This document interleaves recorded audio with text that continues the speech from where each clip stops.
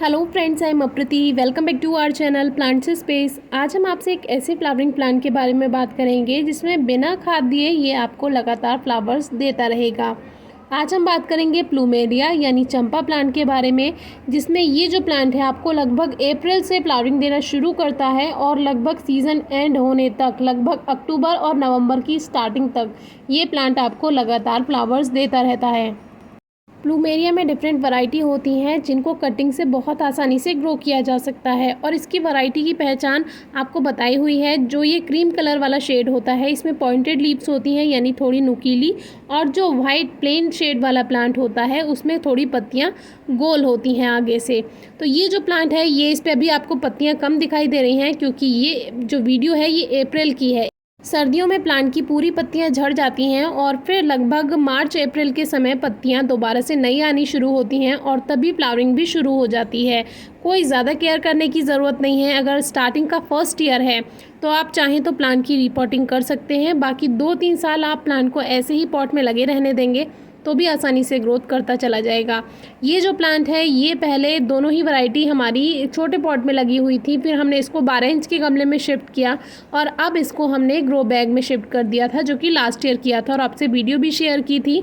लेकिन इस साल हमने ना तो इसमें कोई खाद मिलाया है और ना ही इसको रिपोर्ट किया है, क्योंकि ग्रो बैग ऑलरेडी बड़े होते हैं। 12x12 का ग्रो बैग है तो उसमें काफ़ी मिट्टी आ जाती है और इस बार तो कोई फर्टिलाइज़र भी ऐड नहीं किया क्योंकि इतनी मिट्टी इसको मिल गई थी, जगह इतनी थी कि ग्रोथ आसानी से कर गया।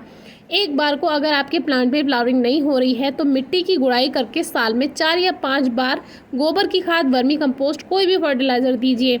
अगर आपके पास ये नहीं है, अवेलेबल नहीं है, तो आप सरसों की खली यानी मस्टर्ड केक पाउडर भी ऐड कर सकते हैं। मिट्टी में 1 चम्मच मिला दीजिए, क्योंकि बड़ा गमला में आप 1 चम्मच मिला सकते हैं, छोटा पॉट है तो थोड़ी कम मात्रा कर दीजिए, उससे ही बहुत अच्छी ग्रोथ हो जाती है। बाकी घरेलू खाद आप कोई भी यूज़ कर सकते हैं, किचन वेस्ट बना सकते हैं या जो केले के छिलकों से, फलों के छिलकों से बनाते हैं वो आप बना सकते हैं। बनाना पील फर्टिलाइज़र जो लिक्विड फॉर्म में बताया है उससे भी बहुत अच्छी फ्लावरिंग मिलती है। वो फ्लावरिंग प्लांट्स के लिए ही होता है क्योंकि वो एक तरह से एनपीके का ही काम कर जाता है।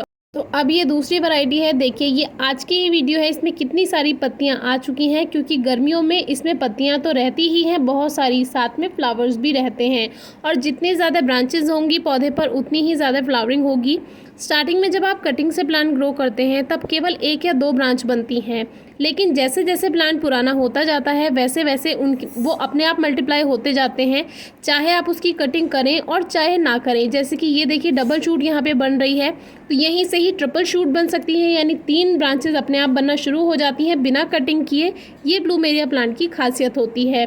किसी में 2 बन जाती हैं, किसी में 3 बन जाती हैं। और ये जो फ्लावर स्टिक है, यही फ्लावर स्टिक आपको लगातार फूल देती ही रहती है, जो कि हम आपको पूरा साल दिखाते ही रहते हैं। रेनी सीजन और गर्मियों में पूरा इसमें फ्लावर्स आते रहते हैं।